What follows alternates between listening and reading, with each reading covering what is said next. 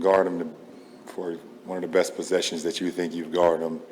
He puts the ball behind his head, Larry Bird style, and shoots it 50 feet in the air, and it goes in. I think he did it like 4 or 5 times this series. So you do like this to him. There it is. LeBron, how do you, on an individual level, reflect on your season, your 38, your 20? A lot. I really don't. It's not who I am. I guess I reflect on my career when I'm. The Lakers locker room is too funny because everyone is talking about getting greedy and being hungry for a W, except for Russell Westbrook, who just wants to have fun, and LeBron's reaction is too good. He's like, so this season has been... The Lakers locker room just exploded. What started as a heated practice scuffle between Austin Reaves and Bronny James has spiraled into a full-blown franchise crisis. Mark Walter didn't just get involved, he went off on Bronny in front of the entire team. And LeBron's response? A bombshell that has the front office scrambling. This isn't just a fight. This is the end. Be happy with how we've played. So until we figured that out, the vibe should be off. We got to win games. Dan. Austin, the shot making is what it is. The turnovers tonight were what they were. I guess. What do you think is the key to get this group back on track? No one better for me to learn from than him, so I've just been working with him. Oh my gosh, did you guys just see that? LeBron just do a crazy bounce alley-oop to himself, like windmill. It started like any other practice. The Lakers were running through defensive drills, preparing for a crucial stretch of games. Luka Dončić was running the offense. Austin Reaves was guarding Bronny James. Normal stuff. Then someone got physical. According to multiple sources, the altercation happened during a live scrimmage. Reaves, known for his competitive fire, was pressuring Bronny full court. Bronny, trying to make a move, caught Reaves with an elbow. Accidental or not, no one's sure. Reaves responded with a hard foul. Words were exchanged, shoves followed. Teammates rushed in. Jared Vanderbilt got between them. J.J. Redick called a halt to the scrimmage. Within minutes, both players were in separate locker rooms, cooling off. The rumor spread instantly. A post on X from an account called Jake Morrison NBA claimed the two had a physical altercation that teammates had to break up. Within hours, it had millions of views. Fans panicked, memes flooded timelines. Comparisons to Jordan Poole and Draymond Green were everywhere. But here's the thing. Reputable sources quickly debunked the report. The account that started it all had satire account in its bio. There were no confirmations from legitimate outlets. Yet the damage was done, because in the NBA, perception is reality, and the perception was that something had cracked in the Lakers' locker room. Behind closed doors, however, something else was brewing. Mark Walter, the billionaire owner who rarely sets foot in the practice facility, happened to be there that day, and he... Do you, as a franchise, have a traditional center on the roster? And if not, why is that not necessary, or is it necessary?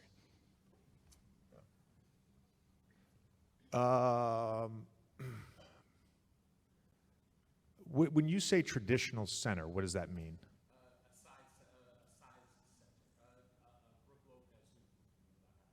Is Brook Lopez a traditional center, though? In the traditional sense, not many centers were shooting 35%. Great win. Great team win. A lot of guys contributed. Being shorthanded without AD.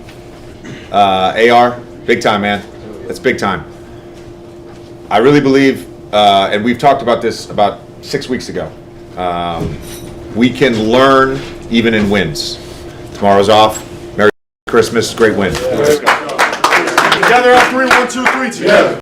Mark Walter doesn't get involved in practice squabbles. He's a billionaire who oversees a portfolio worth hundreds of billions through Guggenheim Partners. He owns the Dodgers, the Lakers, and enough assets to buy small countries. He has people, highly paid people, to handle things like player altercations. But this was different. Walter was at the facility for a previously scheduled financial review with Rob Pelinka. They were discussing luxury tax projections, salary cap implications, the usual spreadsheet talk that Walter lives for. Then a staffer walked in with news. There had been an incident. Reaves and Bronny. Physical. Teammates had to separate them. Walter didn't finish the meeting. He stood up, walked out, and headed straight for the locker room. According to witnesses, the room fell silent the moment he walked in. Players who had been changing, icing injuries, scrolling through phones, everyone froze. Walter isn't a loud man. He doesn't need to be. His presence alone commands attention. He looked around the room, his eyes landing on Bronny, then Reaves, then back to Bronny. "Let me tell you something," Walter began, his voice calm but carrying the weight of absolute authority. "I didn't buy this franchise to watch players fight each other. I didn't invest $10 billion to see drama in the locker room." He stepped closer to Bronny. "You're not your father. You haven't earned anything yet. You want to be here, act like it. You want to fight someone, fight the other team, not your own brother." Then he turned to the room at large. "This stops now, today. Anyone who can't handle that can pack their bags. I don't care what your name is. I don't care how many points you score. This is a business, and businesses don't succeed with drama." He walked out without another word. The silence lasted a full minute after the... And making sure that he's not only available, but available at a high level. Now that we have top to bottom what we feel like is a highly balanced, skilled, athletic, younger team of guys who've logged a ton of NBA minutes, we can surround both he and AD with these players who are coming in eager to contribute, eager to show that they can impact winning. The fact that you're going to enter into an offseason on a roster that has Luka Dončić, that secured the number 3 seed in the West in a really tough West this year, how many more years will we see you play? I don't know. I don't have the answer to that. Something I'll sit down with my family, my wife, and my support group and kind of just talk through it and see what happens. And LeBron James wasn't at the practice facility when the altercation happened. He was at home, recovering from a minor ankle tweak, watching film on his iPad. His phone started buzzing around 2 p.m. Texts from teammates, calls from his agent, news alerts popping up on his screen. By the time he reached Rich Paul, the story had already spiraled. "Bronny and Reaves got into it, physical. Walter went off on your son in front of everyone." LeBron didn't panic. He didn't rage. He sat in silence for a long moment, processing. Then he made a call. To Bronny. According to sources close to the family, the conversation between father and son was brief, but intense. Bronny, still shaken from Walter's public dressing down, told his father everything. The scuffle, the shoves, the owner walking in, the words that cut deeper than any elbow ever could. "He said, I haven't earned anything," Bronny reportedly told his father. "He said, I'm not you." LeBron listened. Then he spoke. "Pack your stuff. You're coming home tonight. We'll figure this out together." The next morning, LeBron requested a meeting with Mark Walter and Rob Pelinka. No cameras, no press, just 4 walls and the truth. According to sources, LeBron didn't raise his voice. He didn't threaten. He simply laid out the reality. "You embarrassed my son in front of his teammates," LeBron said. "You questioned his right to be here. You made it personal. And you did it without ever picking up the phone to talk to me." Walter started to respond, but LeBron cut him off. "I've given this franchise 8 years. I've given you a championship. I've given you relevance when this team was a laughingstock. And this is how you treat my family?" He paused, letting the weight settle. "So here's what's going to happen. Bronny is done. He's not coming back. I'm handling his future personally. And as for me, I'll be exercising my player option, but not to stay here, to leave." The room went silent. LeBron stood up. "You wanted to save money, Mark? Congratulations. You just saved 50. The news broke like a tidal wave. Within hours of LeBron's meeting with Walter, reports began surfacing that Bronny James had been removed from the Lakers' active roster and was taking personal time away from the team. The official statement was vague, diplomatic, designed to buy time. No one bought it. Social media erupted. Fans who had already been on edge after the practice scuffle rumors now had confirmation that something was deeply wrong. The phrase "LeBron leaving" trended worldwide within 30 minutes.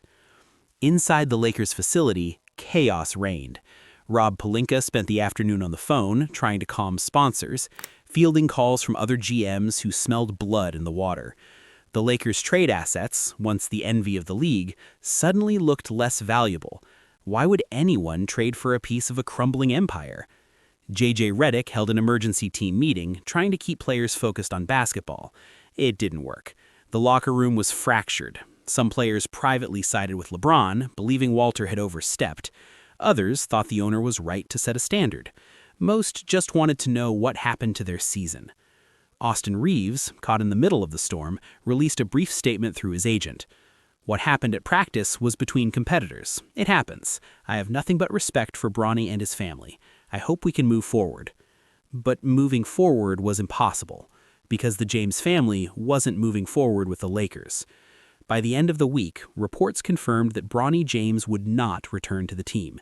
His representatives were already fielding calls from other franchises willing to take a flyer on the young guard.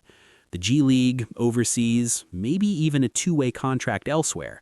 Anything was better than staying where he wasn't wanted. And LeBron? His player option hung over the franchise like a guillotine blade. $52.6 million. The Lakers' season didn't end with a playoff loss. It ended in a conference room, with a billionaire's spreadsheet and a king's wounded pride. Mark Walter got what he wanted financially. LeBron's $52.6 million player option came off the books. The Lakers would have cap space, flexibility, and a young core built around Luka Dončić and Austin Reaves. By the cold calculus of professional sports, it was the right move. But basketball isn't played on spreadsheets. The day LeBron's departure became official, season ticket cancellations flooded the Lakers' box office, merchandise sales plummeted, local TV ratings projections were slashed by 40%. The Lakers weren't just losing a player, they were losing an industry. Luka Dončić, the supposed heir to the throne, watched it all unfold from a careful distance. He'd requested a trade to Los Angeles to play with LeBron James, to learn from the king, to build something special. Now the king was gone, and Luka was left holding a scepter in an empty palace. "I'm here to win," Luka told reporters when asked about LeBron's exit. "I don't control what other people do. I just play basketball."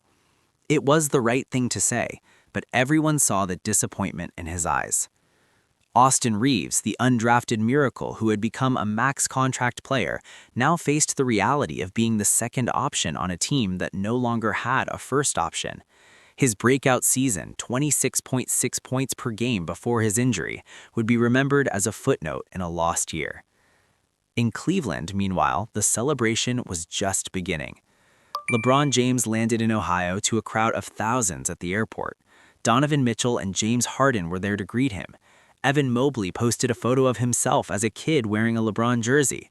The city that had watched him grow from a teenager into a legend was ready to welcome him home one last time. "This is where it started," LeBron said at his introductory press conference, a Cavaliers jersey draped over the podium. "This is where it ends. One more run, one more chance to bring a championship home." The veteran minimum contract, $3.6 million, was a formality. The real money would come from the farewell tour, from the streaming rights, from the merchandise sales that would break every record. LeBron James didn't need the Lakers' money. He never did. Mark Walter made a business decision. By the numbers, it was the right call. The Lakers will have cap space, flexibility, and a chance to build something new around Luka Dončić. The spreadsheets say they'll be fine. But spreadsheets don't measure heart. They don't measure legacy. They don't measure what it means to lose the most popular player in franchise history over a practice scuffle and a few harsh words. LeBron James is gone. Bronny James is gone. The dream of a father and son winning a championship together in purple and gold is dead. And in Cleveland, they're already planning the parade. Was Mark Walter right to put his foot down? Or did he just cost the Lakers their future? Drop your thoughts in the comments. Let's talk about it. Subscribe for more stories that go beyond the headlines.